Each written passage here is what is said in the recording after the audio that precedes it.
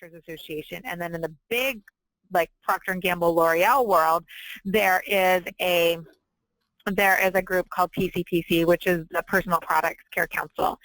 And what they have all done over the years is worked extremely hard to work with lawmakers to write bills that are favorable to their particular issues. So for example, if it's an industry association group, they're going to write business-friendly proposals. If it's a say environmental or advocacy group that's worried about reproductive cancers, they're going to write a bill around that. And so we've seen any number of bills come up over the last 8 to 10 years that affect small business in different ways.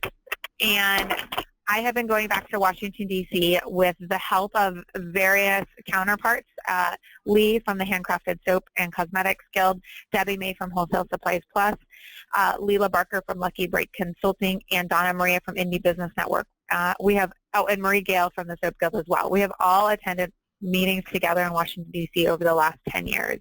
And 4 years ago, both Debbie May from Wholesale Supplies Plus, the Soap Guild, and I got really serious about this issue, and we all hired our own independent advocates, also known as lobbyists. And so joining us today on the call is Rick Desimone. He's one of our lobbyists in Washington, D.C., and he represents the Coalition of Handcrafted Entrepreneurs. And that's an organization that I started specifically because when I went to Washington, D.C., and I was talking to lawmakers and their staffers, I would be able to say, in general, generic, Brambleberry customers do small businesses, and I'm speaking on behalf of them. But on the other hand, a Brambleberry customer wouldn't have necessarily signed up for everything I was saying or stating.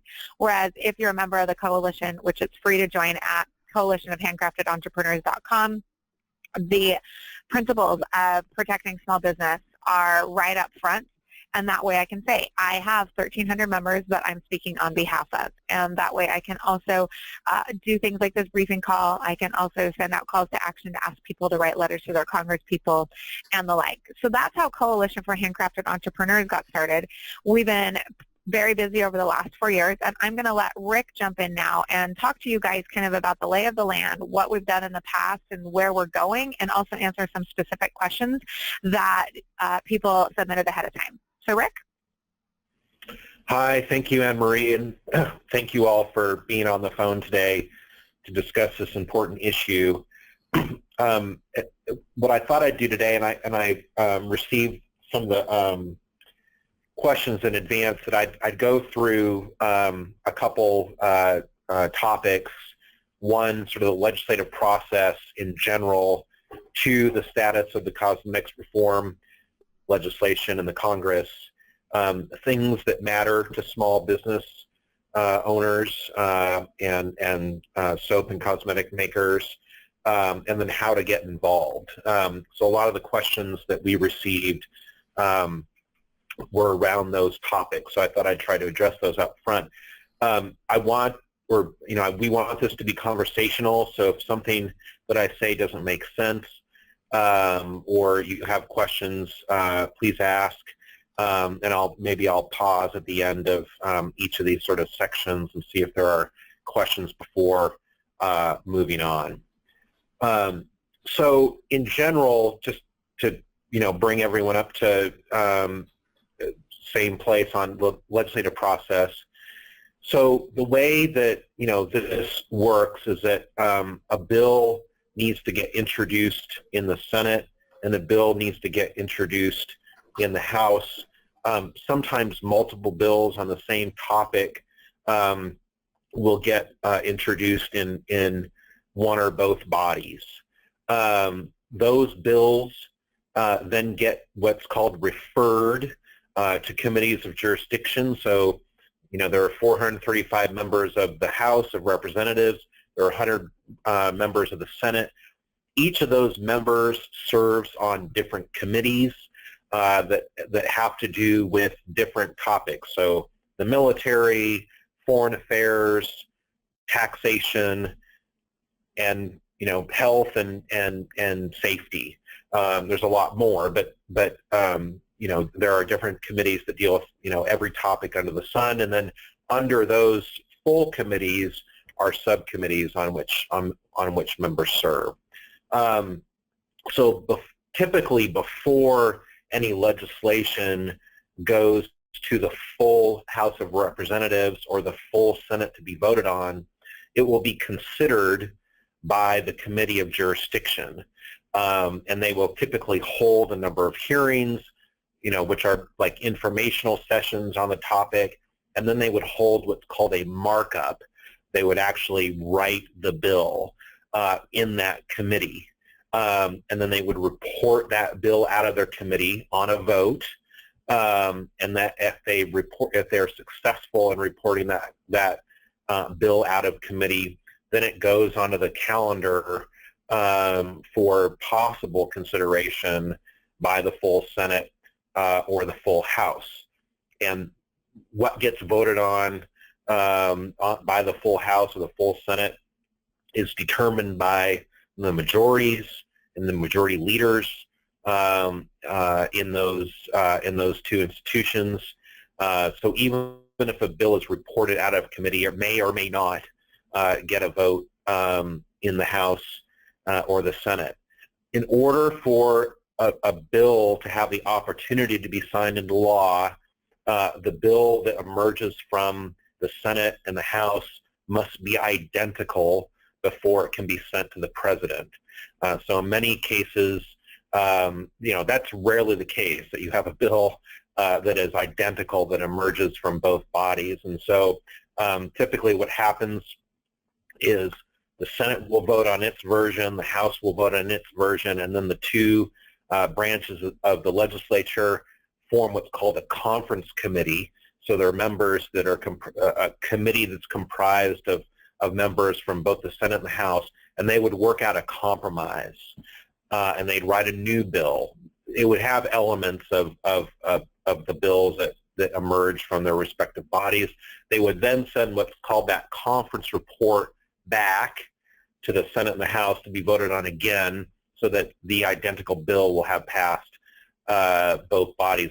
Then and only then is the bill sent to the President for his consideration, and he can sign it, he can veto it, or he can pocket veto it if he wants. So just to catch us, get everyone up to speed, there's a long, involved path from when a topic is considered and before it comes into law. It's a pretty involved process. So before I sort of jump into the details on where we are with cosmetics reform legislation, maybe I'll pause and see if anyone has questions about the process. Thank you, Rick. So if you guys have any questions, you could enter them directly into the questions pane on the GoToWebinar interface if that's how you're attending on your computer. And we'll just go ahead and give you a second to see if we have any come in, and then Rick, I can refer them to you once we receive any. Okay.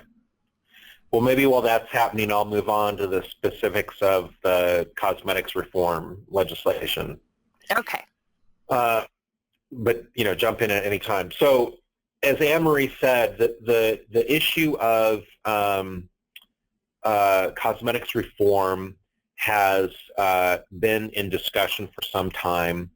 The authorities of the FDA to regulate cosmetics are sort of at the foundation of a lot of consumer law that emerged in the 30s, and the cosmetics law that's on the books was part of a larger package involving food and pharmaceuticals and other consumer items that I think Congress first passed back in 1938.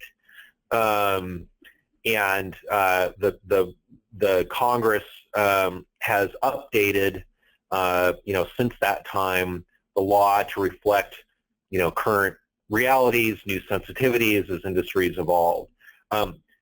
Cosmetics have sort of last been dealt with in earnest, or the regulatory regime around cosmetics have last been dealt with in earnest back in the 70s. So it's been a while since Congress has considered the regulatory structure around cosmetics. And so, as Anne-Marie said, a lot of different stakeholders, environmental groups, consumer groups, other industry groups have sort of been agitating for an update or reform to cosmetic laws and regulations. Some time ago, a couple of years ago, the Food and Drug Administration, again, which has jurisdiction over cosmetics, entered into discussions with some of the industry associations, mostly the big guys, around seeing if they could come up with a set of agreed-to principles in an approach to reforming the law. This is not untypical for the FDA. They often engage in discussions and dialogue with regulated industries to talk about, what will work and what won't work, because really the government wants to get it right and make sure that, the products that are going into the marketplace are safe. Those discussions between the industry and the agency fell apart rather spectacularly, with a lot of different accusations flying between the big guys that Anne-Marie mentioned, like L'Oreal and J&J and Revlon, the big folks. The talks blew up, and so the industry, in an effort to sort of get something going again, started discussions with individual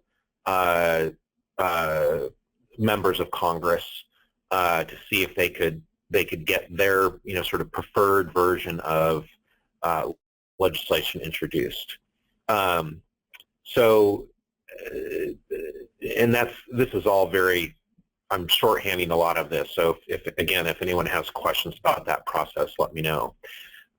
So Senator Feinstein and Senator Collins began 2 years ago or so to develop legislation to reform cosmetics rules and regulations. And they dropped a bill last year, Senate Bill 1014, called the Cosmetic, Personal Care Product Safety Act is the name of their bill. And they've got several co-sponsors. And since they introduced the bill last year, the bill hasn't really gone anywhere. And they were petitioning the Congress, or the Committee of Jurisdiction, which is the Health, Education, Labor, and Pensions Committee, to hold a hearing on the topic. And the Health Committee finally did 2 weeks ago. And Senator Alexander from Tennessee is the chairman of that committee. Senator Patty Murray from Washington State is the ranking member on that committee. The hearing, I know many of you probably watched it. It wasn't technically supposed to be about that bill. A lot of the discussion was around that bill, however, but it was mostly supposed to be sort of an informational session. On the House side, they had a hearing on this back in 2012, so it's been a while since they've thought about this. Senator Pete Sessions from Texas has introduced a bill, and Representative Lance and Representative Pallone. Representative Lance is a Republican, Representative Pallone is a Democrat, both from New Jersey, where there's a large concentration of big cosmetic companies. They have sort of floated what's called a discussion draft of a bill for consideration. So in both the House and the Senate, bills have been introduced. In the Senate by Senator Feinstein and Collins. In the House, Representative Sessions has introduced a bill. Representative Lance and Pallone are considering dropping a bill. There's been one hearing in the House. on this topic and one hearing in the Senate on this topic, but no action on legislation. And I will note, because I know it's a question, it's a near impossibility for them to consider and pass a bill on cosmetics reform this year. So Congress has recessed, which means they're no longer in Washington, D.C. Until after the election. They'll come back after the election. One of the things they need to do is fund the government for the remainder of the fiscal year. They'll probably do a couple other things depending on the outcome of the election. But really all the activity that we've seen around cosmetics reform legislation is in anticipation of an effort most likely next year to try to get something passed. I would never say that it would never happen this year, but I am 99% sure that it will not happen this year. So before I get into sort of the individual pieces of the legislation, maybe I'll stop there and see if any questions came in. Thank you so much for explaining that, Rick. That was really helpful. Up until now, we do not have any other questions. So like I said, if you guys have any, you can just enter them. And as soon as we come in, we'll stop Rick and we'll be like, hey, there's a question. And so otherwise, you're welcome. Just break it down and continue in, Rick. Thank you. Okay. So the bill that Senator Feinstein and Collins, and I should have mentioned, Senator Feinstein is from California. She's a Democrat. Senator Collins is from Maine. She's a Republican. So the bill that they've introduced and the one that Representatives Lance and Pallone have put forward as a quote-unquote discussion draft are very, very similar. The Pallone and Lance bills are a little bit, bill is a little bit different on some of the ingredient stuff, but it doesn't really have an appreciable difference for the handcrafted industry, so I won't really go into what those differences are. But generally, the things that the handcrafted industry and small business owners, I think, need to be concerned about are a couple things. One, and the most significant and I think important for everyone on this call, is the exemption level. So typically, bills that create a regulatory structure for consumer-oriented industries, they will exempt businesses under a certain size from compliance with any and all of the regulations or some of the regulations, or they'll come up with alternatives to make it easier for smaller companies to comply with the regulations.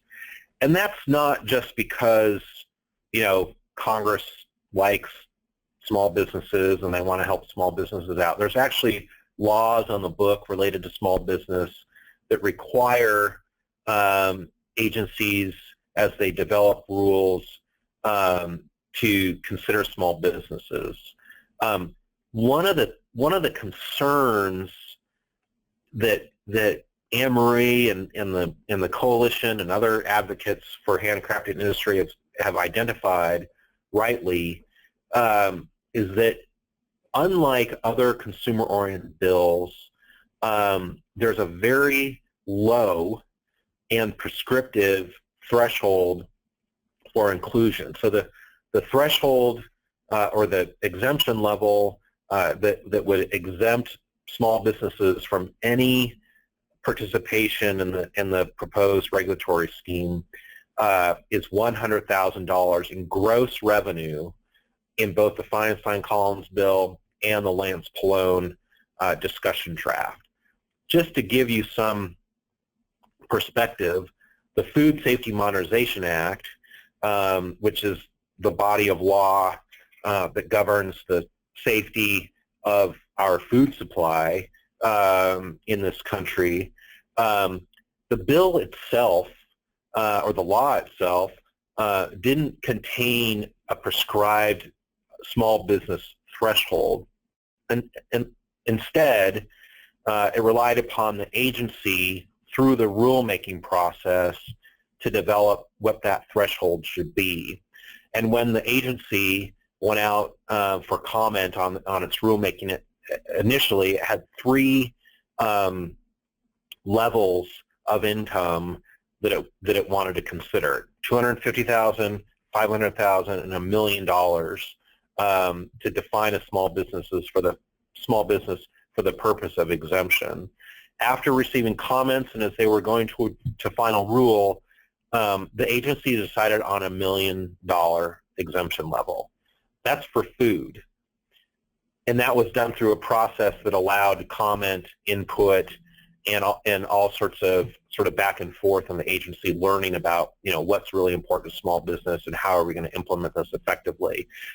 Unlike that process, Senator Feinstein and Collins and Lance and Pallone in the House have decided they're going to decide this for everybody and put it at a very low level.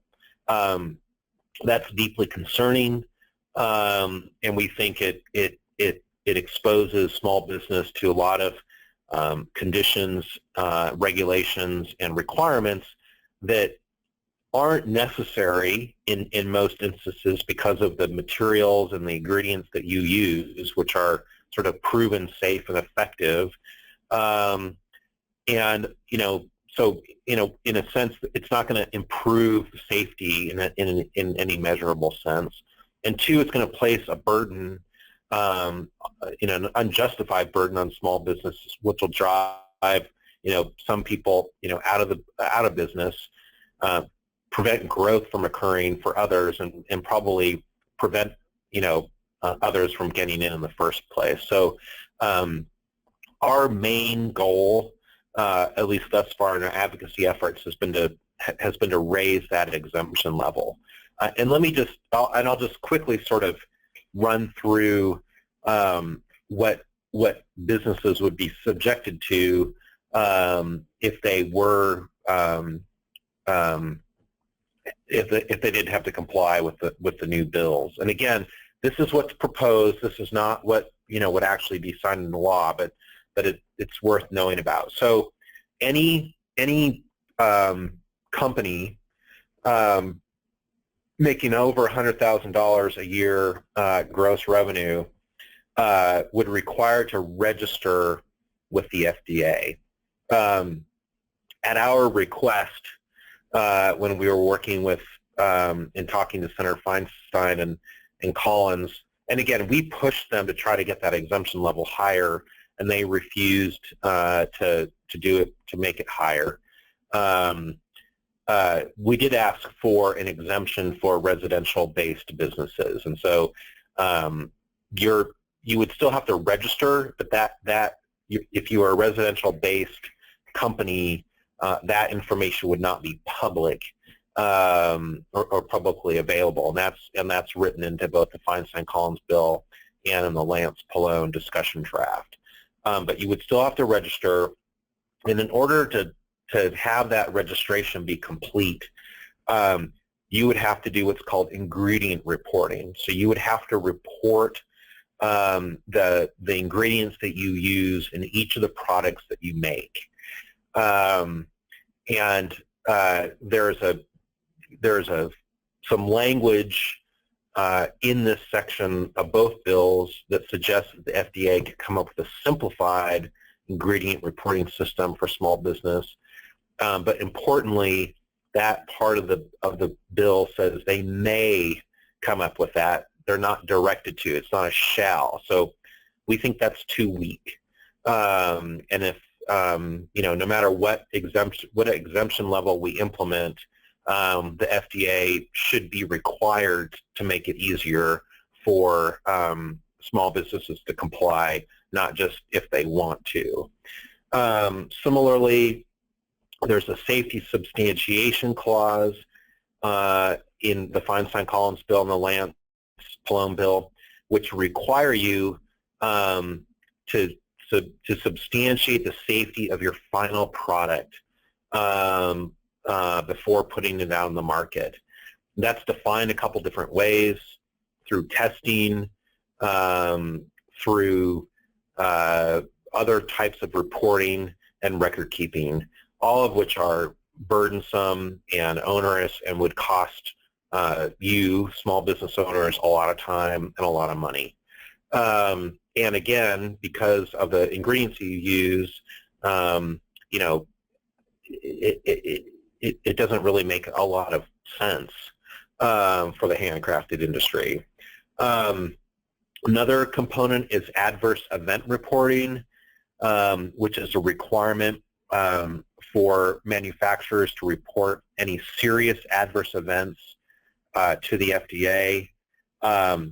It gives the FDA recall authority, automatic recall authority. It talks about good manufacturing practices and requires the implementation of those. It requires fees to be paid. Now the threshold level for fees are $500,000. So unlike registration, you would have to register if you had gross revenues above $100,000, but you wouldn't have to pay fees if your gross revenue was between $100,000 and $500,000. Once you hit $500,000, you have to start paying fees. And there's a sort of a tiered fee structure that's in the bills, and the first tier is between gross revenues of $500,000 and $2.5 million. Now, that might sound pretty generous, and you know, maybe that's not that big of a deal to some folks. But one of the concerns that we have with this is that because of the numbers of people, just the sheer number of people in this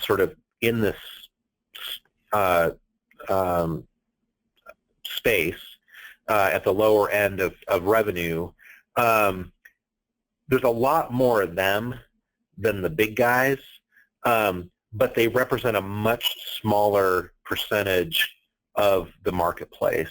And so small people, under the way that these bills are constructed, small businesses will actually be paying a disproportionate share of the fees relative to their market share, right? So let's just say hypothetically that you know, small businesses making, you know, under $5 million a year, you know, are a couple percentage points of the overall cosmetics marketplace. Well, the way the fee structure is written into these bills, these small producers are paying over 3% of the fees associated with this bill. So we think it's an unfair burden on small businesses relative to what the big guys are doing, who, you know, own 90+% of the marketplace. I know there are some questions about state regulations. So this is the big motivator for the big guys, is the federal law would preempt state regulations. So it would be the law of the land, and states would not be able to implement laws that deviated from the federal regulations and laws. There is, however, there are a couple states that have already passed these laws. California is one of them. Washington State has some rules on the book as well. Those laws would be grandfathered in under this. So the states that have already passed cosmetics reform, those laws would remain on the books. But new states contemplating that, they would have to, you know, they'd be subordinate to the federal law. So that's those are sort of the big areas of specific concern and impact. There's a lot of other sections to the bill, but those are the ones that are most impactful. So again, I'll stop and see if there are any questions that have come in. Thanks, Rick. So we haven't had any questions come in quite yet. A couple people have mentioned that they're having difficulties entering their questions. If you are, you can email your questions to Kenna, it's Kenna, at modernsoapmaking.com, and I will keep an eye on my inbox to make sure that we can get those answered for you guys. Okay, so maybe I'll move on to how to get involved, because I know some of the questions that you'd received previously relate to that. So if you go to the Coalition website, there's a template on there on sort of how to write a letter and get attention. So I think that the most basic thing is to write a letter or send an email. Many of your U.S. representatives or senators, if you go to their website, which again I think the Coalition website helps you locate your representative and your senator according to where you live. You can go on their website, or you can punch up a letter and send it them and talk to them about your concerns about Congress adopting new rules that would hurt your business. If you want, you could, yeah. This is Anne-Marie. Let me just interrupt really quick and say the reason that the template exists and it's not a form letter is because, in my opinion, it's much more powerful for your legislator to get a picture of you and your family, a picture of your soap or the products you make, and then a letter describing how this bill could affect you, or any bill could affect you, and what you do and what your impact is on the community. Writing a template letter that's just literally, hey, click here to sign your name to this letter, you know what, it's awesome to get sheer numbers in there, flood their fax machines, all of that.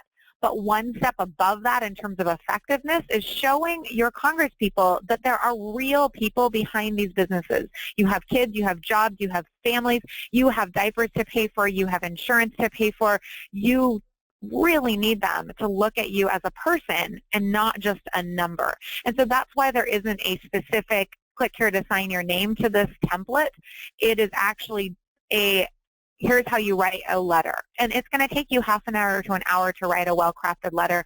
And I'm here to look over any letters you want me to look over. Rick will look over any letters, edit them for you. And especially if you're in any of the states that congresspeople have signed onto a bill already. So if you're in Senator Collins' state or Senator Feinstein's state, your letters are even more important, because these are congresspeople that have already shown an interest in our issues, and we want to make sure that they really take into account small business when they're considering any regulatory framework changes.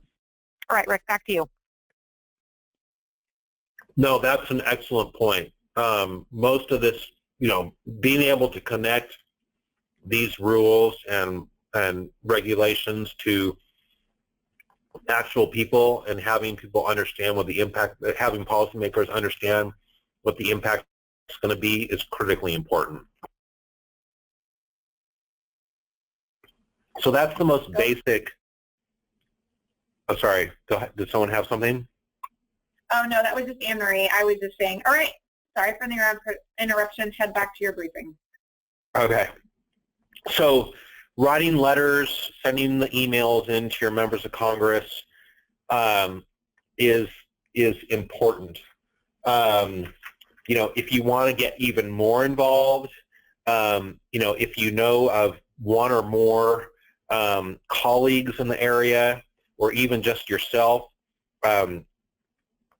you can call and request a meeting with a representative in the office. So all of your senators and all your House of Representatives members will have offices within the district or the state where there are staff people, and those will all be listed on their websites. And you can call them up and say, hey, I want to come in and talk to you, about this issue, or I want to follow up on my letter and tell you how concerned I am about this. That can be, that can feel, that can be time consuming, and it can feel a little scary maybe. So again, if you need help and you want to do that, we can serve as a resource for that. I would say that it's probably better to try to do that with a group, a small group, and it could be a group of soap makers. It could be other folks who you do business with coming in and saying, hey, this industry matters. As you consider this legislation, keep us in mind and don't do anything that's going to hurt this, hurt this business, which is good for the community. Last, and it's sort of a variant of a letter, newspapers will often run guest editorials submitted by citizens. Different papers have different editorial policies. They're essentially letters that express an opinion. And they can range between, some papers allow 550 words, some of them allow 650, some allow 750, some don't allow guest editorials.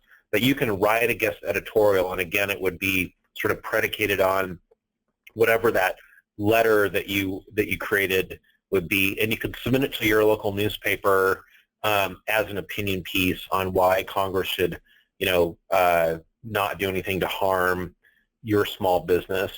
Again, that's a little bit trickier, and papers, like to see certain things, don't like to see other things.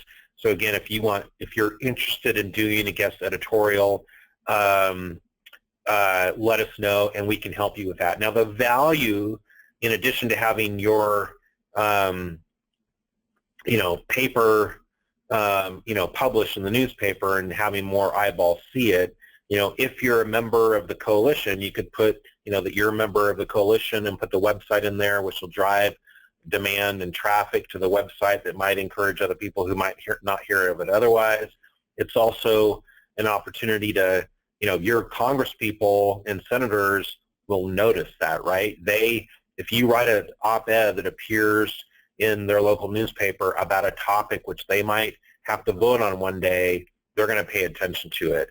And we can also take that and blast it out and let people know, hey, this is a cause that's getting some public attention.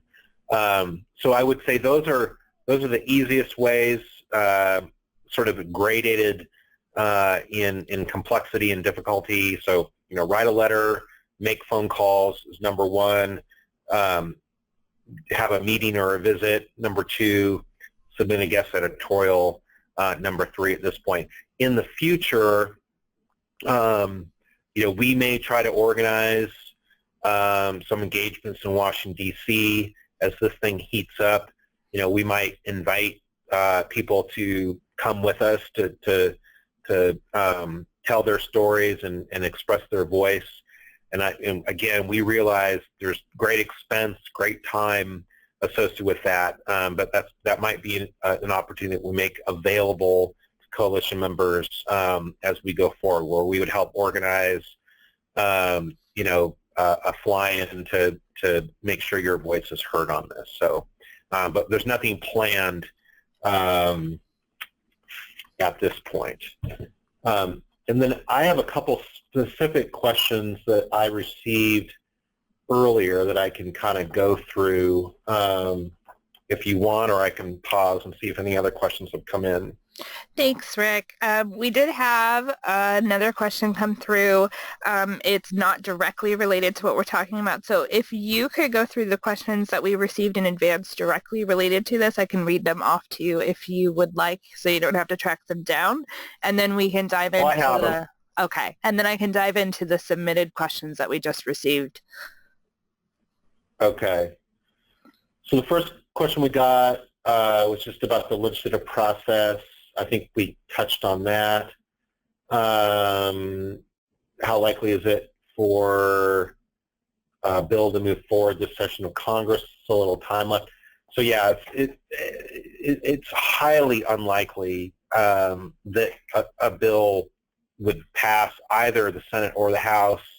Almost impossible that it would pass both before the end of the year. Again, I think it's much more likely that this is a topic that we revisit next year. But as Anne-Marie said, the table is sort of getting set now, so it's important to get organized, have your voice heard, think about how you want to approach this topic with your representatives and senators, because it'll heat up pretty fast. During the Senate hearing, a lot of soap makers who were participating in the live chat were wondering why so few representatives were present. Is this a sign of lack of interest?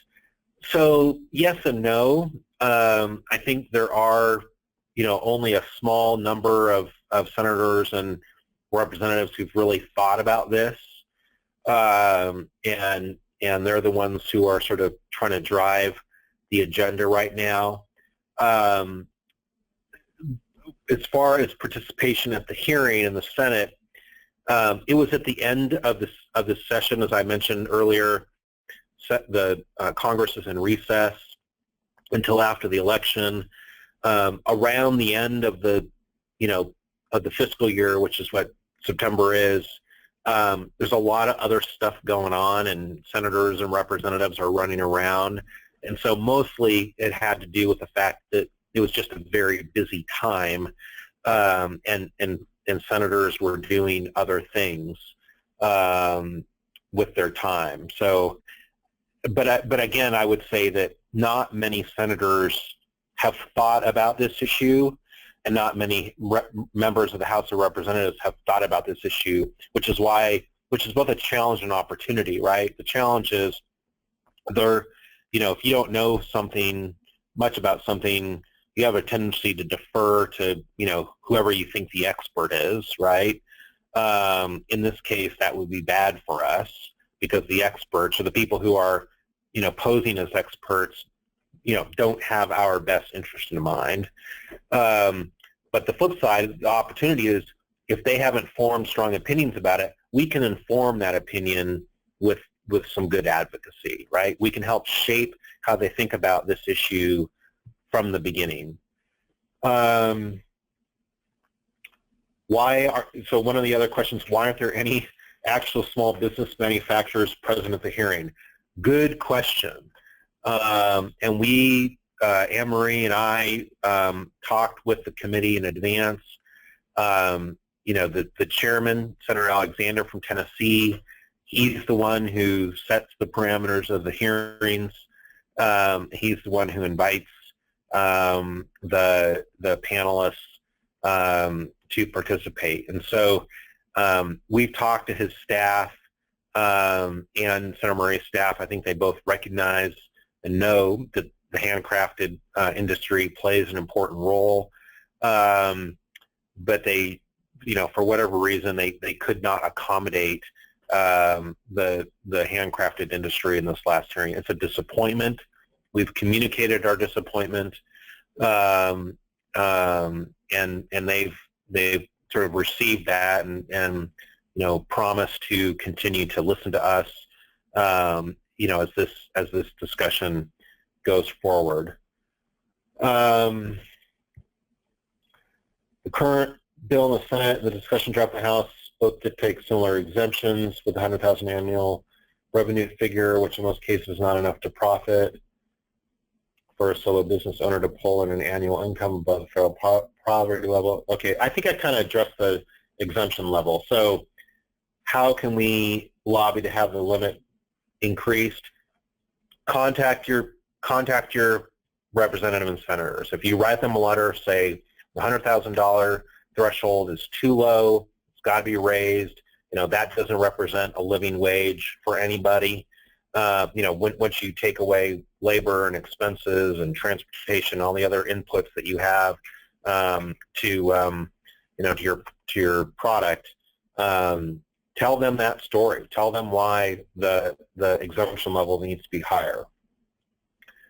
Another question, I've personally written to my own representatives multiple times, no response. Is this an effective way of advocating? Is there a better way? So again, I think I kind of addressed that. There's the template on the website. There's other ways to step it up. If you send a couple letters and didn't get a response, you might pick up the phone and say, and call either the local office or the DC office and say, hey, I've written a letter on this. Here's my name and address. I never got a response. I'd like a response. I'd like to know where, my representative stands on this issue. Again, that's not a guarantee that you'll get a response, but, as they say, the squeaky wheel gets the oil, and that's sort of the case too when you're dealing with your elected representatives. It shouldn't be that way. I'm not justifying that. I'm just saying sometimes it takes more than one input to get their attention. Another question, the Texas Cottage Food Law permits small businesses below certain revenue and employee levels to manufacture edible items for sale to the public in their home kitchens as long as it is stated on the label that they are not inspected and regulated by the local state health departments.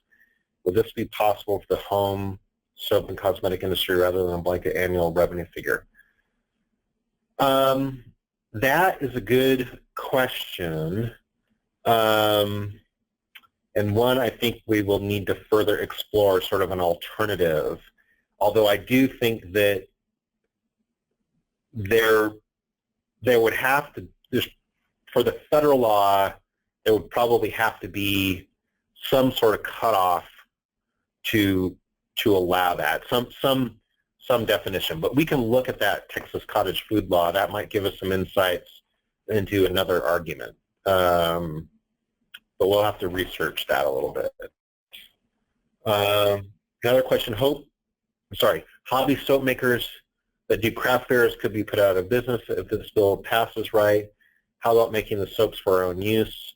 But we still have to register with the FDA to do even that for our own families. No, hobby soap that you are, making for yourself, it's not really captured by this rule. It's more for products that are meant to be made to sell. I'd like to know if these politicians understand that in the handmade industry, we are extremely careful about what we put in our products. They seem hell-bent on punishing small businesses for the sins of a larger multi-billion-dollar company. I couldn't have said it better myself. I don't think people understand your industry. I don't think they appreciate that, and we've told them a number of times, the handcrafted industry is not manufacturing new nanotechnology to put in their products. They're not, they don't have chemical engineers on staff designing new approaches. And in fact, we make the point that most people who get into handcrafted cosmetic and soap making did so to avoid all that, right? They wanted choice for their own families. They wanted choice for consumers. They wanted to get away from, what they considered unhealthy or even unpronounceable products and sort of get back to basics. And in that regard, we use ingredients that are generally recognized as safe for human consumption for any manner of reasons. So I think we need to do more education on that. We make this point all the time when we meet with policymakers, but again, I think that's something that's worth mentioning in your own advocacy. Next question, regulatory patchwork around the country makes things difficult to follow. For example, the regulations in Florida. Brittany asked, how can state regulations become more in line with federal regulations? Is it possible? So that's what I was saying. This law would preempt other state laws from overriding the federal law, but it would make an exemption for those states like Florida, Washington, and California that have already implemented laws.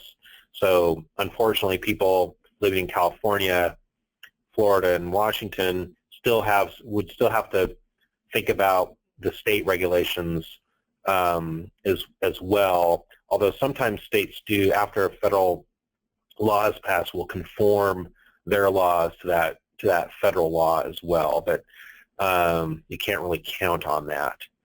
But that's why, that on the flip side of all this negativity, that's why having a new federal law might make some sense, right? If it's done right and done in a way that doesn't hurt the handcrafted industry, it could actually be beneficial in providing some stability and security for all of you to ensure that you're not having to comply with, 17 different sets of rules and regulations. So that was the end of the questions that were submitted, or that I had. Thank you, Rick. So I'm going to go ahead and go through some of the questions that we have received. One of them was regarding writing to representatives. Someone asked if it would be worthwhile to write the representatives who are introducing the legislation, even if they're out of that legislator's jurisdiction. For instance, writing to Senator Feinstein or Collins, even if you don't live in the state of which they represent. Yes, that you can, although frankly, it's less effective. Senators and representatives respond most to their constituents. Because Senator Feinstein and Senator Collins, have taken sort of a high-profile national role on this, I think there's an exception to that. And it would probably be, good for them to hear from you. So if it's easy, if you're going to write your own representative and senator, CCing them on this. But what you really want to generate is having your senator or your representative, go to Senator Feinstein, go to Senator Collins and say, hey, I'm hearing from my folks at home, don't hurt them, or I'm going to vote against you. So that's the kind of exchange we want to start to generate. But yeah, it doesn't hurt, but I wouldn't expect too much from that. Thank you, Rick. Leslie asked, is there significant support for submitting formulations and maintaining that information in these pieces of legislation? Yes, and that's one of the burdens that we're trying to relieve you all from, is having to send in, ingredient reports for each batch of product that you manufacture. It's nonsensical. Leslie also mentioned what she's hearing is that this bill adds more barriers to entry in the industry, and as a small micro business, there doesn't seem very much benefit from any of the legislation, and that we're basically negotiating the lesser of two evils. And she wanted to know if she was understanding the legislation correctly to have that opinion. Well, again, I think the rules around cosmetics have not been updated for some time. As we've seen, some states have started to move into this space, and so I think that it's sort of a trade-off. I don't think having any activity in this area is realistic. I think something's going to be done. And so, and this is my opinion, I think it is probably better to have a federal law rather than 50 state laws. But that law has to be good for small business. And again, we've seen examples where the government has accommodated small business. The Food Safety Modernization Act passed just a couple years ago. It now has $1 million exemption. I think having a higher than $1 million exemption for cosmetics probably makes sense. But even if we had $1 million exemption, that would be a much more equitable bill than the one that's being contemplated. So, while the bills that have been introduced are deeply flawed when it comes to small businesses now, I think there probably are some scenarios where if they accommodated small business better, it might make sense to have a federal, an updated federal set of regulations rather than a bunch of state or local regulations. Another question we received kind of goes off of that. She had mentioned that the part about states not being able to create laws against the federal laws if the legislation does pass, she was asking, isn't that unconstitutional? No, it's not. The federal government is the government of highest jurisdiction, and it can impose restrictions on what the states can regulate. So, I mean, certain rules or certain laws, like clean air and clean water, they allow states to implement standards that are higher. But the bills that have been specifically introduced would preempt states from implementing their own rules or laws in this area. It's a well-tested precedent. Thanks, Rick. And we have one more question that I received. And just a reminder, if you guys need to submit questions and you're not able to do so on the interface, you can email me at Kenna, it's Kenna, at modernsoapmaking.com. And the last question that I've received so far is from Wendy. She says, thank you so much for this informational briefing.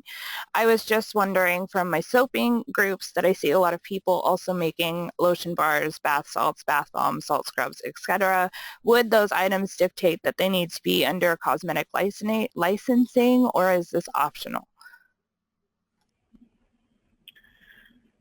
I'm not sure I understand that question. Anne-Marie, do you understand that? Yeah, absolutely. So if any of these bills passed and the exemption level thresholds were not high enough, absolutely they would need to register because they are making something past soap. They are making cosmetic-based products. If they were only making soap, of course, they will still fall under the normal soap exemption.